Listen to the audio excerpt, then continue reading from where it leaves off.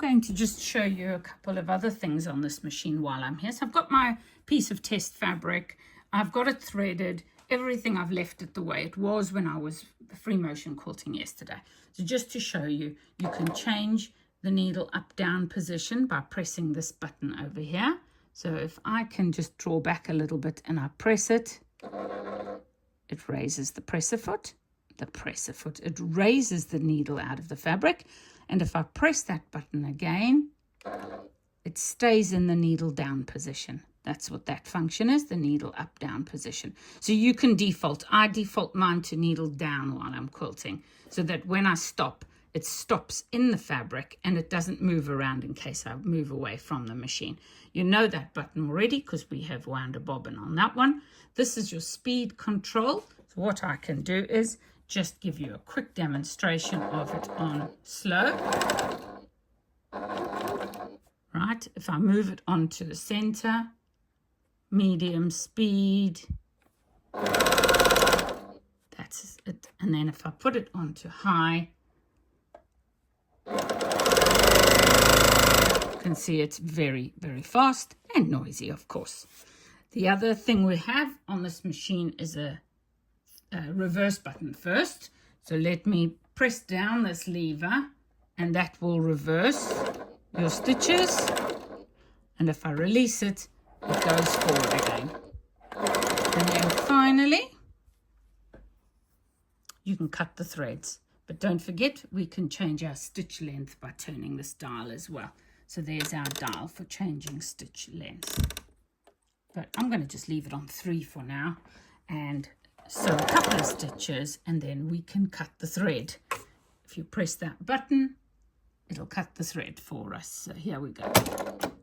That's the thread cut and the needle will now come out of the fabric.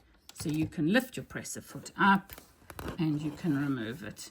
Well, it didn't do a great job of cutting, I wonder. I haven't used it before on the machine, I don't believe. It could be that the machine, the blades are blunt because the machine is pretty old. So let's try that again. I'm going to release that loose thread quickly. We're going to put this back.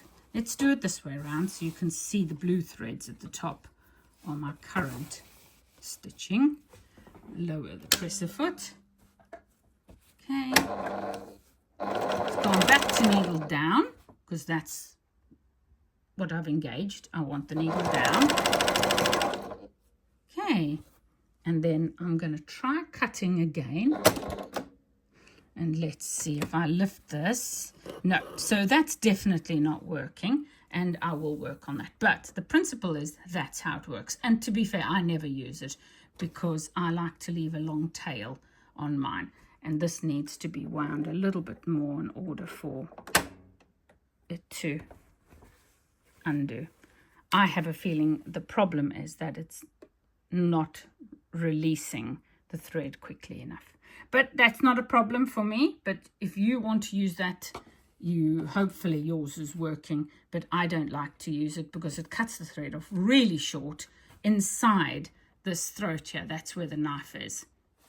And I don't like to use it. I prefer to leave long tails so that I can pull my tails through to the back of the quilt and thread them through and stitch them through into the machine. I think that's everything. Obviously, that's your tension. We looked at that. This tension can also be adjusted. I had to loosen this a lot in order to get my tension right because originally the top thread was pulling the bobbin up, which is why I had those little white dots on my fabric when I was sewing the first few times. Now that I've loosened this a little and I've loosened my tension just a tad, it's working absolutely perfectly. I hope that's going to help you. If you've got a Husqvarna Viking Mega Quilter, that you can look after it yourself, give it a clean and oil, obviously, as well. So I'll tell you about that next time.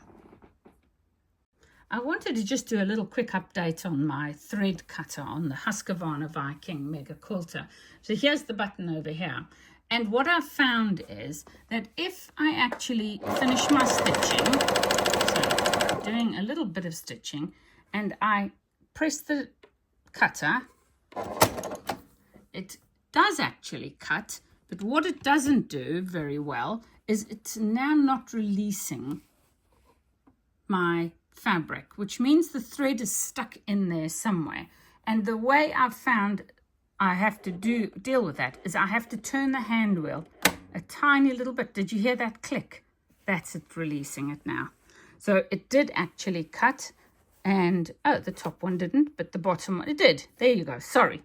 I did, it didn't, it did, it didn't. So let's do that again. Let's lower that. Do some stitching. Press that. Raise the presser foot up, and it's too tight. It doesn't want to pull out. So I'm going to turn the hand wheel. It released, and it now pulls the fabric off. So it does work. It just has a little quirk. There you go. Have a lovely day, folks. Bye.